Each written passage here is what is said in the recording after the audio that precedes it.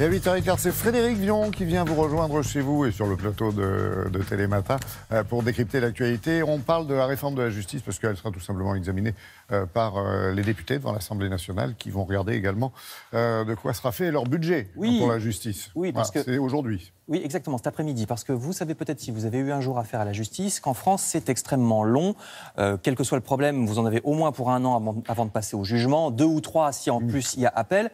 Et pourquoi ? Ça n'est pas que les juges sont des feignants, pas du tout. C'est plutôt qu'ils sont sous-financés et débordés. Regardez ce tableau. Nous consacrons en France beaucoup moins d'argent que chez nos voisins à la justice. Seulement 61 € par an et par habitant, alors qu'en Italie, c'est 77, en Belgique 89, en Grande-Bretagne 96, et vous voyez en Allemagne 114, c'est-à-dire quasiment le double de chez nous. Alors vous allez me dire, évidemment, l'Allemagne, ils ont beaucoup d'argent. Eh bien, c'est même pas ça, puisque, regardez cette autre liste, c'est simplement qu'on choisit de ne pas donner beaucoup d'argent, puisque, regardez, la France est encore tout en bas du classement en matière de pourcentage du PIB consacré à la justice, c'est-à-dire pourcentage de la richesse nationale. Nous sommes derrière l'Espagne, la Grande-Bretagne, mais aussi la Pologne ou la Belgique. Et on ne peut pas dire que la France soit un pays moins riche que l'Espagne ou que la Pologne. Donc c'est vraiment...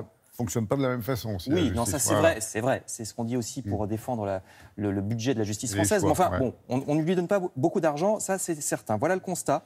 Et donc, il y a besoin d'une réforme, entre autres à cause de ça. Qu'y a-t-il donc dans cette réforme proposée cet après-midi aux députés par la ministre de la Justice, Nicole Belloubet? Alors d'abord, elle a prévu une augmentation du budget, Nicole Belloubet. Ça, évidemment, c'est la base. Augmentation de plus de 20% à un peu plus de 8 milliards pour la justice. Par contre, Nicole Belloubet a aussi déclenché un train d'économie. Alors ça, évidemment, tout le monde n'est pas d'accord. Par exemple, la justice des mineurs. Vous voyez ces archives de 1945, parce que c'est la fameuse ordonnance de 1945 qui régit la justice des mineurs. C'est l'époque où on s'est dit, à cet âge-là, tout n'est pas perdu. Plutôt que de les mettre au bagne comme on faisait auparavant, essayons d'éduquer les gamins plutôt que de les mettre en prison. Donc là-dessus, la ministre a dit qu'elle voulait conserver cette idée. Par contre, elle demande de le faire par ordonnance. Alors les ordonnances, c'est dire aux députés, écoutez, je vais le faire moi-même, ministre, parce que ça va plus vite, donnez-moi l'autorisation. Donc ça, évidemment, il y a des professionnels de la justice qui disent on aimerait bien savoir ce que vous allez faire. Bien sûr. On aimerait bien savoir ce que vous allez faire.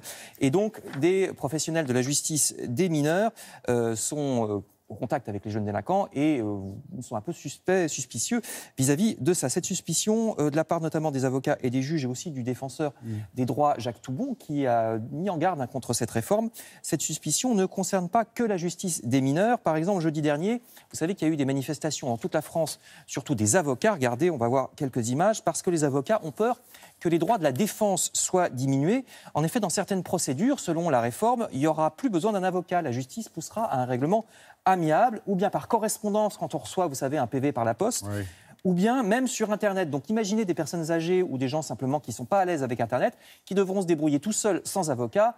Il y a plus de risques qu'ils se fassent entourlouper par la partie adverse ou même par la justice, tout simplement.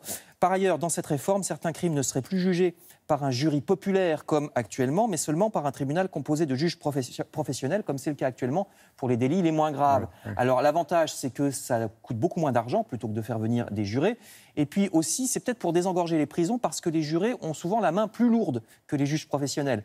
Donc si on fait moins appel aux jurés, dans certains cas de crimes, eh bien, mécaniquement, les peines sont moins longues, donc ça désengorge les prisons. Le juré, c'est l'expression de la démocratie aussi. C'est vrai, c'est vrai.